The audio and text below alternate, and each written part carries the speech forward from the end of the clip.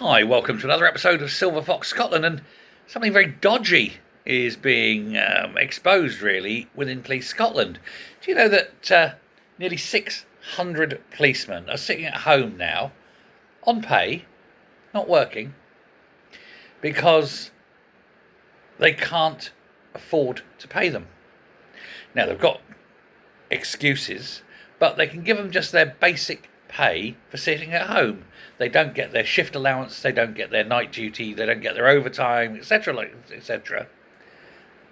And that those who are still working have been told that they're not to investigate minor crime at all. Now, these 582 of these cops there, they can't be deployed for major events or football matches or emergencies and so forth. Now, this is all done because Police Scotland has got so little money it can't really afford to have everyone there and working full time. Now, they're getting round this, and they've picked these particular officers at not at random, rather, at great care, because they know, this is the excuse, this is the fig leaf they're going to use to explain why they're not working, and that is that they're, quote, out of training.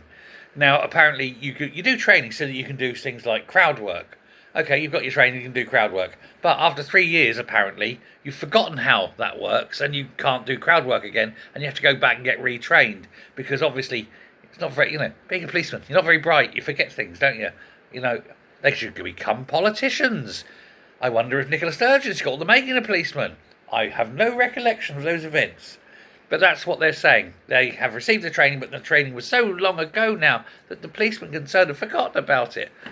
And so they're using that as the fig leaf, as I say, to basically not quite fire them, but lay them off on gardening leave.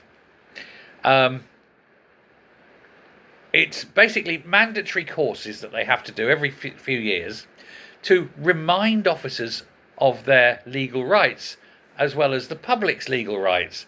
And it's a 2-day course. Because obviously, if you've been in the police for 30 years, you forgot why you're there. You forgot all the rules, haven't you? It's ridiculous, isn't it? But it does give the Chief Constable the excuse to lay them off and not pay them their full way. Save a bit of cash. It's going to get worse, isn't it? You just see that this is the beginning of a very sticky, slippery slope. They've now stopped investigating all crimes that are being committed north of the border. Minor crimes, garden theft, bike theft, things like that, they're noted. They're not even responded to by police. It's all civilian now. You get a crime number, that's it, for your insurance. There's just literally no investigation done for anything other than major crime now. Now, Jo Farrell, I do apologise, I had to struggle to remember her name, Jo Farrell, who's the Chief Constable. She's basically cannibalising the police. She's taking parts from here, moving them there, and she's sort of laying people off there. They're not doing full maintenance on the cars and so forth. This is because they literally don't have anywhere near enough money, and the SNP government refused to give them any more.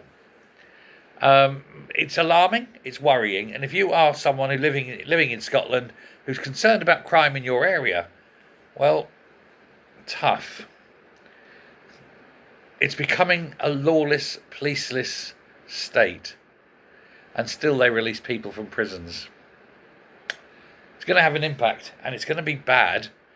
And I tell you what will get people really angry, though, is if Jo Farrell says, sorry, we can't police the football matches, so there's no football this week.